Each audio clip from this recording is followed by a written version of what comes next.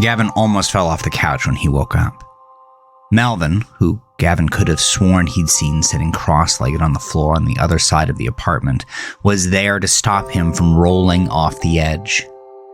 Melvin's thinning orange hair was a mess, drooping from his scalp at all angles, wet and heavy with sweat. Gavin trembled when he thought about meeting Melvin's eyes, but he did it anyway. The man's face was stern, lined with quiet, dismayed fury, but the storm that he'd seen in the blue eyes before was gone. They were clear and perfect and tranquil as spring pools now. What happened? You passed out. He stood in the kitchen, taking out a bottle of whiskey and pouring it into a squat glass. He downed the whole thing in an instant and poured another one.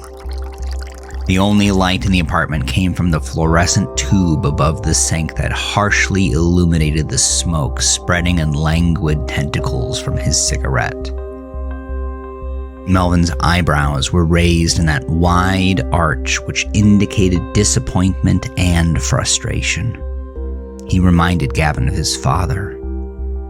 If I hadn't been there, you would have woken up just now on the pavement. He gulped down another drink. He hadn't looked at Gavin since he stopped him from rolling off the couch. He ran a hand through his hair, though it didn't make it look much less disheveled. What'd you do? Now Melvin looked at him. With the squat whiskey glass halfway to his lips, he shot an ugly glare across the room. Melvin set the glass down, put the cigarette back in his mouth, and said, I got you home. I got you home safe. Gavin trembled again. Before that, what'd you do with the girl?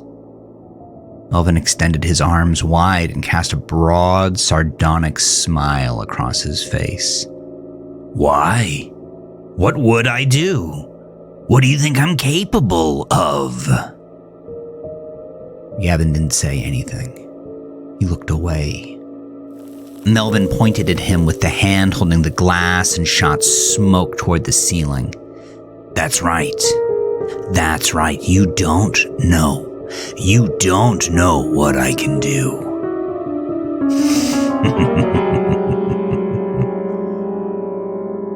The pressure that Gavin always felt when he was watching rose now in his chest. He'd been gritting his teeth and hadn't noticed until now. Sickness and desire intertwined inside him, each as indistinguishable from the other, each the beginning and the end of its own Ouroboros. It felt like something disastrous was going to happen, and Gavin didn't know why, but he knew that the part of him he refused to see wanted a disaster. He thought about the woman. She and Melvin were part of this feeling, all of this feeling, grossly intertwined. One ate the other inside of him. The woman had seen Gavin, and Melvin was... Gavin was on all fours, his head hanging to the floor. Melvin towered above him, sipping his whiskey. He wasn't wearing his suit jacket, and the crisp white of his shirt contrasted with the black vest he wore. Melvin put the whiskey down and rolled up his sleeves. Kneeling, he hooked a finger under Gavin's jaw and raised his head to look him in the eyes. The sharp, cold blue of Melvin's eyes darkened with a new storm, and that old familiar pressure bloomed inside Gavin's chest once again. He reached a hand between his legs, and it was at the same time Melvin's hand. Their cold hands slipped under the waistband of Gavin's jeans, stroking inches that seemed as if they were concrete fire. Gavin let out a whimper of fear, desire, pain, and pleasure, and watched the scene uncoil through the reflection in Melvin's dark pupils. He saw the woman there, and he saw himself, and he saw the terrible things that Melvin wanted. He opened his pants and moved with hungry fury until his entire body was racked with lightning and he collapsed in the sticky, already cooling puddle of himself. Gavin lay there, neither asleep nor awake, until dawn. Gavin emerged from his state with a sharp mind and stretched his arms. The lines of everything were sharper, clearer. Before, he'd been a worm and had collapsed the previous night into chrysalis. He emerged now as a moth. The change was nearly imperceptible, like sand shifting with the tide at the bottom of the ocean floor. So imperceptible, in fact, that he hardly recognized it himself. But when he pulled into the parking lot and scanned for her truck, Gavin saw it glimmering in his heart. It was a faint recognition, like seeing a polished coin at the bottom of a murky well. But he saw it. He was now not looking for the presence of her truck, but rather its absence. The morning light was low in the sky and shone through a cottony layer of clouds, and the apartment complex was so tall that it cast a cool, heavy shadow over the expanse of black asphalt. He got out of his Sentra and scanned the cars submerged in the shadow. The purple truck was not there. He scaled the concrete steps with Melvin close behind. Since Gavin's awakening, Melvin hadn't said a word. He hadn't snorted any coke or eaten anything, nor even had he lit a single cigarette. He was clean and polished, his clothes pressed and perfect, his hair neatly combed. He was quiet and his face reserved. But his eyes and Gavin's eyes glinted with a predator's sparkle. When they got to her door, Gavin stepped aside and let Melvin do the work. He picked the lock, and when they were inside, Gavin breathed deep the woman's smell. He looked at the books scattered about. He inspected the novelty mugs that hung above the sink and poured some of her wine into one, taking a sip as he opened her refrigerator and went through her condiments. She liked mustard and hot sauce. A supreme pizza sat in the freezer next to a pint of ice cream, chocolate fudge with brownie bits. Her homework was still on the kitchen table, in front of the big picture window. Chemical reactions and molecular models were pictured beside the dense columns printed on the old, weathered pages of the textbook, and equations were sprawled across the bright yellow legal pad beside it in pencil, the numbers smeared. She must be left-handed, Gavin thought, though he swore she'd used her right hand to hold her keys. Melvin picked up a pair of underwear on the floor and sniffed it. Grinning, he handed them to Gavin. They were black and lacy, with a little bow in the front, stained with the glistening scent of sweat and meat. He closed his eyes and clenched his fists around them, and stuffed the underwear in his pocket. The apartment was small, but Gavin took his time around it. The furniture didn't match, and though old, she clearly took very good care of it. There was no television, but there was a modest stereo on the floor in the corner of the living room. Gavin opened the rotating CD tray and didn't recognize any of the music. Judging by the band names, she was into some weird stuff. "You notice yet?" Melvin leaned against the bedroom threshold, his hands in his pockets, and a cigarette jutting lazily from his mouth. Gavin nodded. Yeah, no pictures. The walls were naked, colored in the sterile renter's white in which Gavin's own apartment was dressed. The bedroom walls suffered the same condition. There were no photos, no posters, no paintings, no clocks. He'd expected decorations, and aside from the small pot of pink geraniums next to the window, there were none. Gavin was pouring another mug of wine, so dry and almost black, when Melvin called to him. He went into the bedroom, where Melvin stood at the open door of the closet with a lascivious grin on his face. Cocking an eyebrow, he said, "Check it out." The closet was huge and full.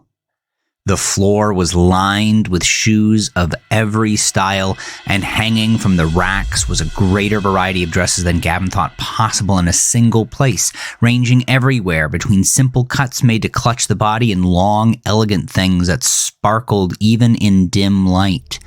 There were corsets and gloves and chokers lined neatly along the shelf in the back, underneath the whips, paddles, and switches.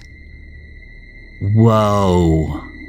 Melvin could hardly contain his glee. His skin brightened with electricity and his grin widened as if he were a naughty cartoon cat. "This is great. This is just great." He scraped his cigarette out on the closet door frame and spread his arms wide.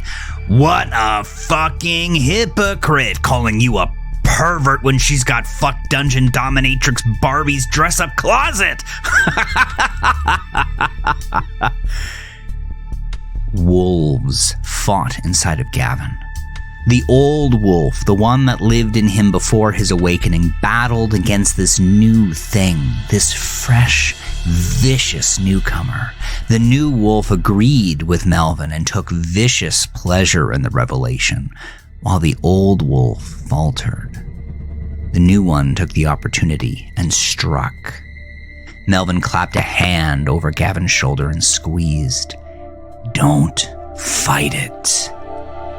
He gazed into the closet with wicked satisfaction. He spun Gavin around to face him, keeping one hand on his shoulder while the other, with the cigarette between two fingers, cupped Gavin's face. "This is a gift. You've struck gold, Gav. This is a blank check." Melvin's eyes startled Gavin. For a moment, they seemed to flicker red, not just in the irises, but the entire eyeball. A flash flood of red blotted out the whites and the pupils, and then it was gone, and he was looking into the tranquil pools of perfect clear blue. Cocking an eyebrow, Melvin nodded. Gavin knew then what he was supposed to do. It was dark when she came home. The door made a sucking sort of slam when she closed it, and her keys cursed when they landed onto the kitchen table. The few moments of long silence cracked open when the stereo played something soft and quiet. She came into the room, and, through the slats in the closet door, Gavin watched her. She wore a green polo and black slacks. She untied the black apron and tossed it onto the bed. Then she crossed her arms and pulled the shirt off, stretching her torso. Gavin's breath came hard and fast. It filled his ears and he worried she'd hear. "Don't worry. She can't hear it over the music." Melvin sat in the back corner of the closet, twirling an unlit cigarette between his fingers. Gavin swallowed. She'd taken off her pants. Her underwear was white with printed pictures of kitten heads. Her bra, black with white polka dots, fell to the floor first. Her breasts were heavy and sagged pleasantly. Stretch marks pulled along the sides. The pressure rose in Gavin, and he swallowed again. His saliva was thick and hot. His hands trembled. Melvin was behind him, his chin hovering just above Gavin's shoulder. Gavin didn't stop him when Melvin reached across his stomach and unbuttoned his pants. He didn't stop him when he spread Gavin's knees with both hands and touched him with something else, a third thing that didn't feel like a hand at all. Gavin looked down, but the pressure built in his chest was too much to cry out in surprise or to stop the long, black tentacle that grasped him. Just watch. Melvin hissed in his ear. His breath was smoke. Another tentacle slithered over Gavin's shoulder and pushed his eyes back to the woman. Gavin gave himself up and watched. He didn't groan in pleasure. He didn't sigh or grunt. But he was finished before she left the room. He ejected onto the carpet and the closet door and felt purged. He felt empty and ready to be filled again. It wasn't until Gavin heard the shower that he allowed himself a tiny moan. The rest of the evening was spent in quiet bliss. Gavin listened to her music as she did her homework, heard the sound of pots and pans and cursing as dinner was cooked, and, at the end, when she crawled into bed, watched her read for a while before watching her sleep. When he snuck out, the night was dead. He took her apartment key and didn't clean the spunk he'd left in the closet. In the Sentra, he felt a great and terrible euphoria, and when he stopped by the homeless man at the mouth of the freeway, he gave him $1. He slept well that night. Gavin woke up before his alarm clock with a smile. He was clear, clean, and refreshed. The early morning light, encased in that quality which accompanies every newborn sun, trickled through the leaves of the tree beside his window. It was, for the first time in years, unfettered by the heavy black curtains he kept drawn over it. On a branch almost level with his face, he saw a bird feeding her fledglings, and even from this distance he could hear their young chirping. The day was fresh and lovely. He unrolled the yoga mat in his living room and did his morning calisthenics, and then took a long, cold shower. It wasn't until he got dressed that he realized he hadn't seen Melvin all morning. The absence was concerning, but he didn't allow himself much time to worry about it. He'd gotten behind on work, so after a quick breakfast, chocolate protein shake with fruit, he sat on the couch, opened his laptop, and began. He'd earned a bachelor's in computer science, and though he'd once worked toward a master's, the constant bouts of anxiety grew heavier and heavier on his shoulders. The relative anonymity of undergraduate classes made being in crowds, being seen, easier than the tight-knit cabals of graduate school. They got harder to deal with as he spent less time with friends, writing lines of code and picking up freelance jobs to pay for his burgeoning debt. He'd said he couldn't afford bars or camping trips, but the fact of the matter rested in the panic, like that of a wild bird in a too small cage which beat against his chest over and over whenever he went out. He needed to study, he decided. He needed to study and focus on Courtney. She'd been the only person Gavin didn't feel trapped or inspected by.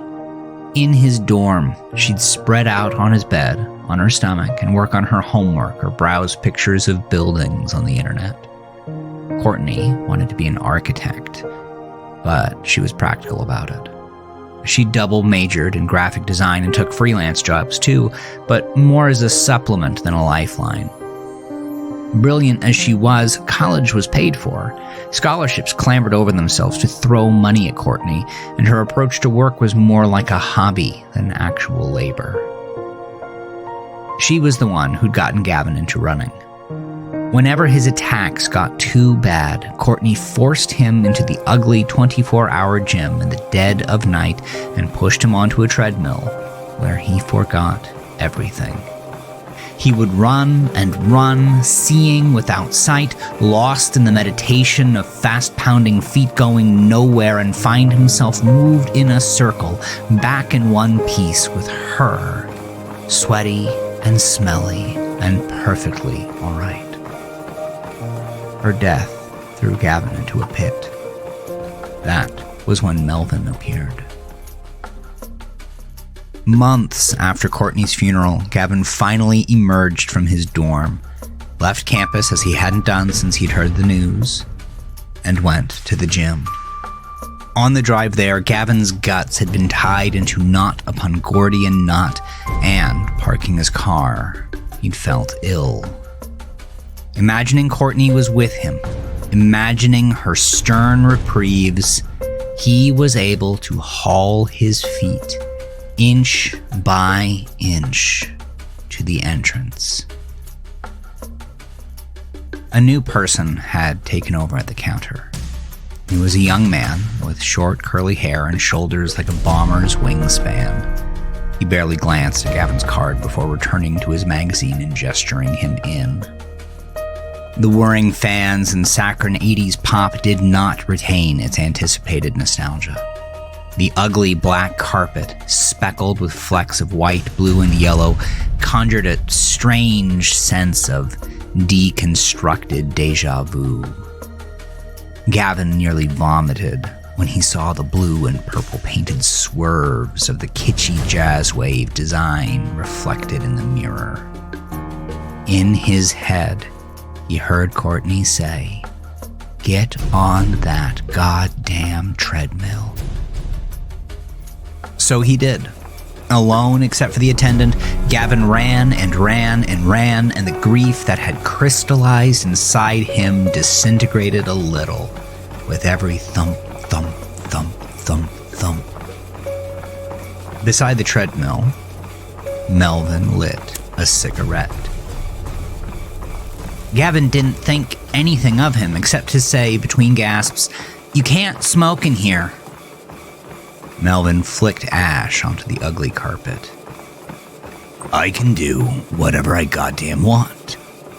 He took out a flask and took a quick drink, then offered it to Gavin. "Want some?" Gavin looked away. I don't drink." "Neither do I." Melvin took a long draught from the flask. As Gavin made more and more appearances at the gym, so too did Melvin. Just as Gavin hit his stride, Melvin would be there at the treadmill beside him, quick and obvious as a bolt of lightning, manifesting with a plate of nachos or an opium pipe or slapping a pack of cigarettes against his wrist. And soon, Melvin was there in more places than just the gym. He'd appear in the plaza as Gavin walked to his dorm room, or in the back of class throwing wadded balls of paper at the professor until at last he'd be in Gavin's passenger seat, or spread out on his back across Gavin's bed. He was the one who'd convinced Gavin to drop out. "You spend all your time on gigs instead of at class, and you wouldn't need this fancy degree. What's it gonna get you anyhow? A rank-and-file job at some sci-fi bad guy corporation, wearing a tie and dealing with pickled visionaries who can't see over their dead dreams, bad marriages, and beige cubicles." Melvin shook his head and chewed a mouthful of pizza. No. Courtney wouldn't want you shackled down with a gig like that." Whether it was true, or whether Gavin agreed with him, was irrelevant. It was the excuse Gavin had been looking for. The pressure of going and staying in class was still too much. His grades had plummeted. His friends had given up on him. Gavin decided there was nothing left for him here. which led him to the expensive couch in the middle of a nearly empty living room, where today he wrote line after line of uninspired code. Gavin worked for a few hours, then sent a few emails to his clients. He outlined his progress, asked for clarification on particulars, and responded to questions. He was done with all that he was going to do by noon. The emails were lies. He hadn't made any meaningful progress that day. The code he wrote came out like the last smear of toothpaste, and what he did make was full of errors. His thoughts kept drifting to the closet and to Melvin. Smoke stung his eyes, and Melvin was next to him, slouching on the couch with his suit unbuttoned. He didn't say a word. He just stared at the wall, one leg crossed over the other, a hand on his knee with a cigarette sticking out between the crotch of his fingers. Gavin closed his laptop and rubbed his face with both hands. Melvin brought the cigarette to his mouth, keeping perfectly immobile except for that motion. The dry tobacco hissed when he sucked in his cheeks. Gavin looked at him, hunched over his thighs, his hands clasped loosely in front of his face. "What's happening to me?" Melvin shot smoke to the ceiling. "Get your camera. I want to show you something." Gavin put the Sentra in park. "Okay, what?" Melvin hadn't spoken for the entire drive over, and he still did not speak. Gavin waited for an answer, for anything, but Melvin just tossed his spent cigarette out the window and lit another. Sighing, Gavin took his camera and looked. He almost vomited. Hands shaking, the camera dropped to his lap and he turned. Something was different about Melvin. The changes were tiny, nearly imperceptible. His skin was sallow. His eyes darker, tinged almost purple, and little black marks like cracks peeked out from behind his starched white collar. Gavin remembered what he'd seen the night before. Those things that had touched him. "What do you see?" Gavin squeezed his eyes shut and tried to forget. Melvin asked it again and peered at Gavin from the corner of his eyes. When he spoke, it was as if two voices spoke together, one being the sound of the man Gavin knew, the other being darker, brackish, and faint, as if even Melvin's words had a shadow. "What did you see?" "Parts," Gavin sputtered. "I saw parts." The answer clearly did not satisfy Melvin. Swallowing, Gavin raised the camera a second time. The people were distorted in a way that wasn't truly distortion. Sometimes their noses didn't look natural on their faces, but still seemed right. Legs didn't fit with the orderly frames he was accustomed to, but were out of place only by appearance. Everything was wrong, but only aesthetically. Otherwise, everything fit. The hands corresponded with the brow to form one woman with insecurities that she hid with haughtiness. On another, the hair that didn't seem to match with the body matched the way she walked, keeping consistent with boldness. Over and over on every person was the inconsistency of shape consistent with the soul. All the parts that didn't fit were all familiar. He'd seen them before. He took the camera away from his eyes, and the people returned to their original states. "Do you see?" Gavin nodded. He saw. The closet had spoiled the parking lot. He could get nothing here ever again. Go back.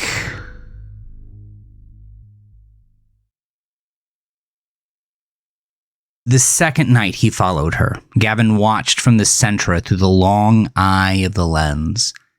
The woman followed the same routine as she had before, drinking wine out of coffee mugs and working through textbooks strewn about her kitchen table.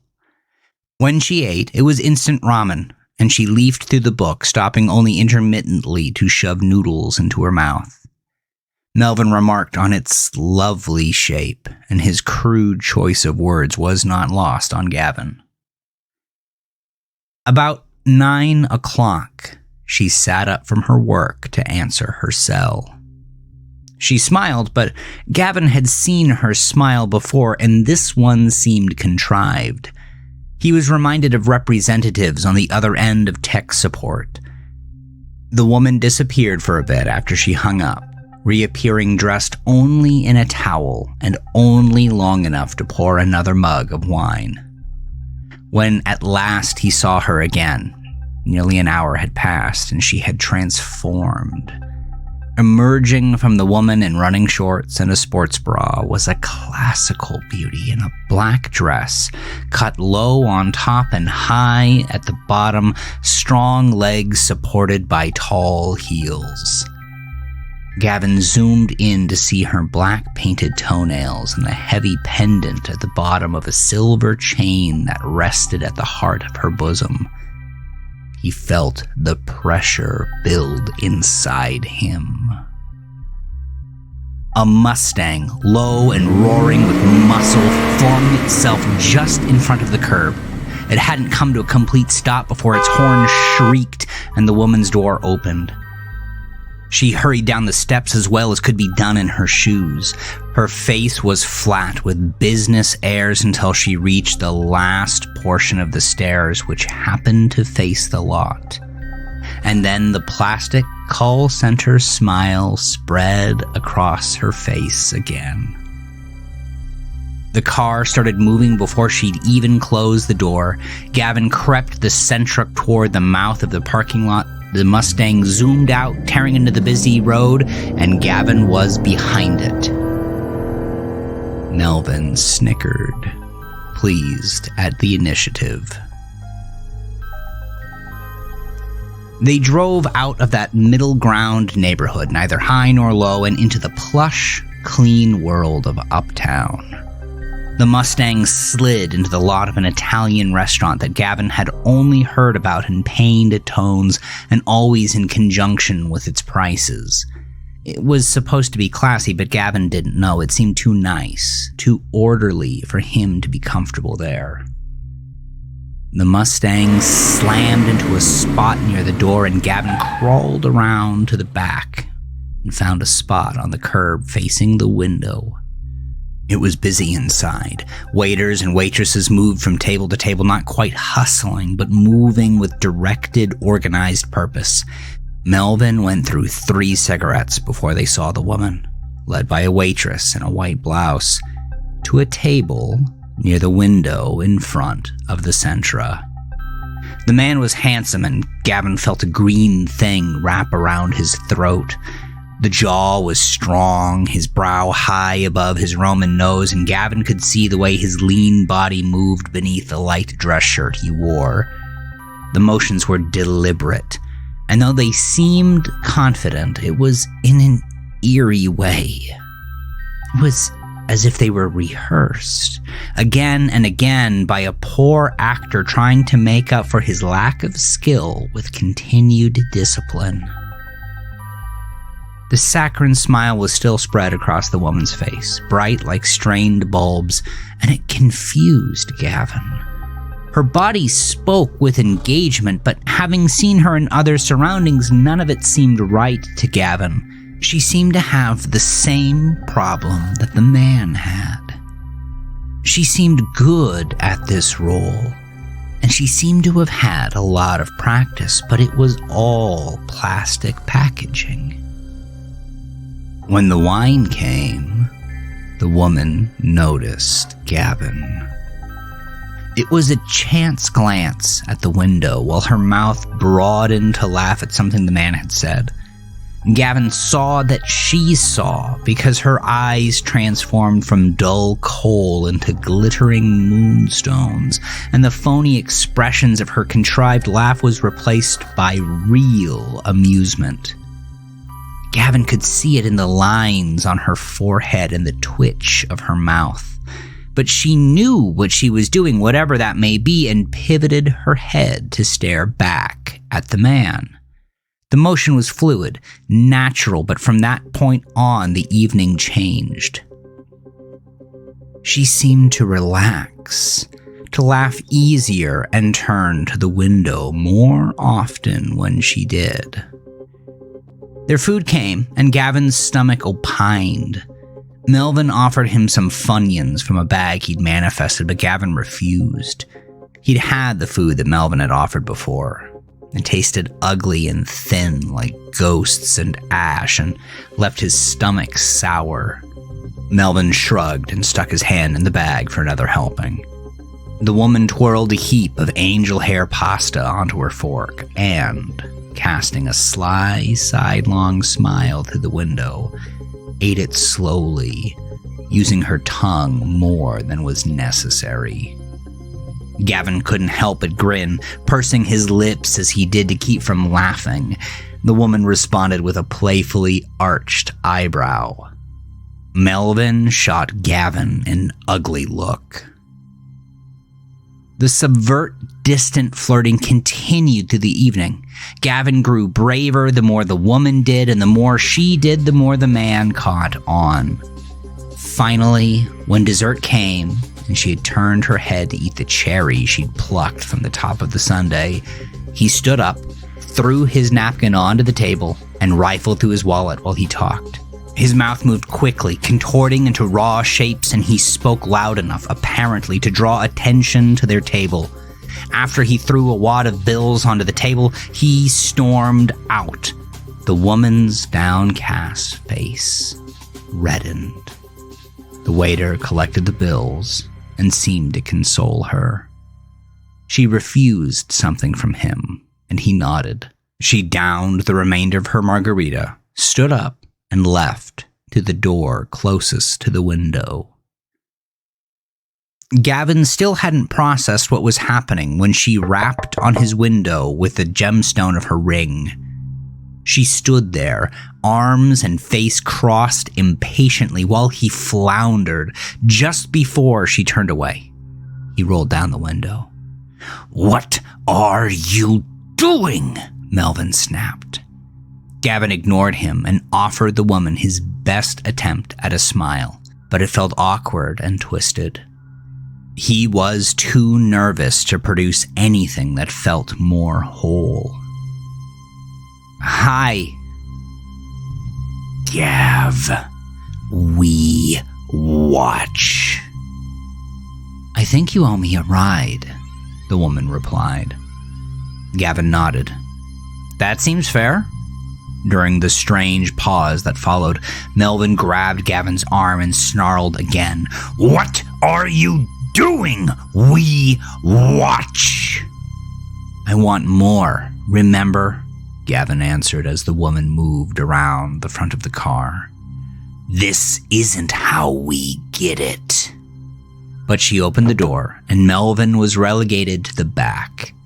He appeared there, his legs stretched across the spare seats as he leaned against the rear passenger door, his arms crossed and a cigarette fuming in his mouth. Gavin ignored him. The woman plopped in the passenger seat and sighed. With the same breath, she announced, "I'm Charlotte." She extended her hand. Gavin squirmed. The bird trapped in his chest flapped wildly, and his breath quickened. He felt as if he were at the edge of something teetering, but he swallowed, locked his eyes with hers, and though the sensation did not go away, it evaporated into mist, filling him not less but more lightly. He grasped her hand, and they shook. Charlotte smiled. "You never been this close to a woman before?" Her words stabbed a little harder than they needed to. "I have," Gavin replied. The words were tiny in his throat, so small he wasn't sure if he'd said them at all. "You're shaking. That's why I asked. It made me wonder." In the light from the restaurant, with the short, dangling earrings and the brave expression, Gavin traced the line of her profile. "You gonna drive?" Gavin glanced away, occupying himself with the radio. I'm sorry. I'm just not so good with people." In the back seat, Melvin barked, "Yo, taxi, you heard the lady. Get moving." Gavin turned on the Sentra, cut it into reverse, and backed out of the space. He pulled out into the road and turned right. Charlotte cast him a strange, sidelong look. Melvin leaned forward and slapped Gavin's arm. How do you know the way?" For a few moments, Gavin was confused. He'd been there. Of course he knew the way. "You think that's going to help your chances? Her knowing you've been stalking her?" I'm sorry. Am I going the right way?" "Yeah. Take a left at Washington." "Do I need to take the freeway?" "No, not unless you prefer." The air in the car was thick. The woman was watching him. Charlotte was watching him. Gavin rolled down his window. The summer air was cool and refreshing. It streamed through the stanza like clear water, washing through and cleaning it. The corner of Gavin's mouth twitched in a smile. "What were you doing at the restaurant?" The smile was gone, and Gavin glanced over to Charlotte. Her gaze was intent on the road ahead, and she showed no signs of granting any attention to Gavin. He opened and closed his mouth like a fish, too flummoxed to stammer. She closed her eyes, smirked, and leaned her head against the seat. There was connection then, the sort of connection Gavin had heard rumor that ants had, a kind of telepathy, insofar that ideas were exchanged and answers were given without any need for words. She understood why he was there at the restaurant and how he knew to make a left on Carlisle. The connection ended there. Gavin didn't know how she felt about it. She may be furious, frightened, or happy. He had no way of distinguishing one way or another how she felt. Charlotte simply sat in the seat, eyes still closed and head still back, her face awash of any expression. "This was a bad idea." Melvin spoke the words like prophecy. The rest of the drive was made in silence. Melvin smoked and sulked in the back seat, flicking his spent cigarette butts into Charlotte's hair, while Charlotte watched the buildings as they passed, and Gavin gripped the steering wheel until his knuckles glowed white. He pulled up to the curve when he got to the apartment, so close, and let his head hang low from his shoulders. Charlotte didn't leave right away. She sat still, face cast still in peaceful neutrality, and her eyes still closed, until she opened them and turned them on to Gavin. "I still don't know your name." Gavin didn't reply. She put 2 fingers under his chin and gently raised his face to hers. I'm not afraid of you. You're a weirdo pervert freak, but I'm not afraid. In her free hand, she raised a can of mace into view. You're built like Spartans in history books, but I'm not afraid of anyone. No amount of time at the gym gets a boy ready for a face full of pepper spray. She grinned in a strange way, both playful and mocking and sad all at once. Come on, I told you my name. It's only fair. Melvin's eyes seemed to be everywhere then, filling the world like smoke. Don't say a goddamn word. The words didn't exist like sound, but in some perfectly incorporeal, perfectly non-physical way, existing not in space or time, but in doctrine of natural law. It was not a command. It was a fact. Charlotte didn't wait much longer. The kind glow behind her clear gray eyes seemed to falter into a tiny sadness, and she nodded imperceptibly. She removed her fingers from his chin and opened the door. She went up the concrete steps to her apartment and went inside, and she did not look back once. As Gavin started the car, Melvin was back in the passenger seat as a normal, gaunt man in a normal gray suit, and the heat of Charlotte's touch had already begun to fade.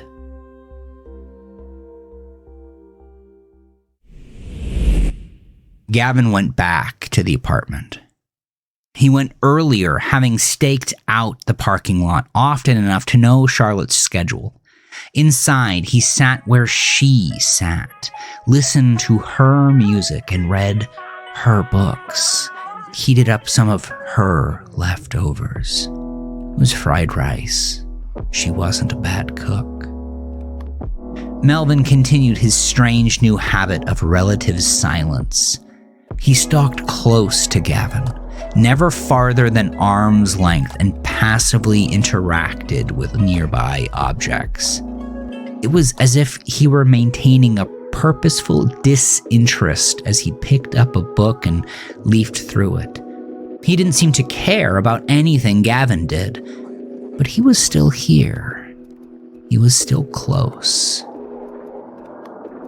Night fell when Gavin put everything in order for the evening. He put everything back as best he could, thumbing through the pages of A Farewell to Arms to put back to Charlotte's place, and placing the book over the arm of the couch like he'd found it. He'd flicked off the lights and had opened the closet, camera in hand, when he heard the door open. Gavin froze. On the bed behind him, Melvin chuckled. Who's there? Just as in the stanza, driving her home, this was not the voice of a woman with enough time to be afraid. She stomped into the bedroom just as Gavin slunk into the closet, but she snapped on the lights before he could close the door. Come out of the closet. Gavin did not obey. As quietly as he could, he curled himself into the farthest corner. Charlotte said it again. Come out of the closet, freak, before you jack off onto my carpet again. On the bed, Melvin laughed. You're fucked, Gav! He said it with a little too much glee. His eyes glittered, his cheeks pulled in, and the ember of his cigarette burned bright. He added to a cloud of smoke. But I can save you. Gavin hesitated. I can save you if you let me. Gavin swallowed. Save me. Melvin became smoke. Black smoke. Thick like the smoke of wildfires, and the shape of him disappeared as it spread through the room. Gavin breathed him in and felt him in every portion of himself, spread out from his lungs into his veins and into his skin and hair and brain. Black tar coated him on the inside like 1,000 layers of soot inside a clay stove, and when Charlotte stormed into the closet, he was ready. He swung the camera up into her jaw and then across her face, the two swift motions bleeding into each other as seamlessly as waves of silk fluttering on a breezy day. She was down and she was bleeding, and Gavin stood above her, his breath steady, looking down. He brought the camera up to his face. The lens was cracked, but the shutter still worked.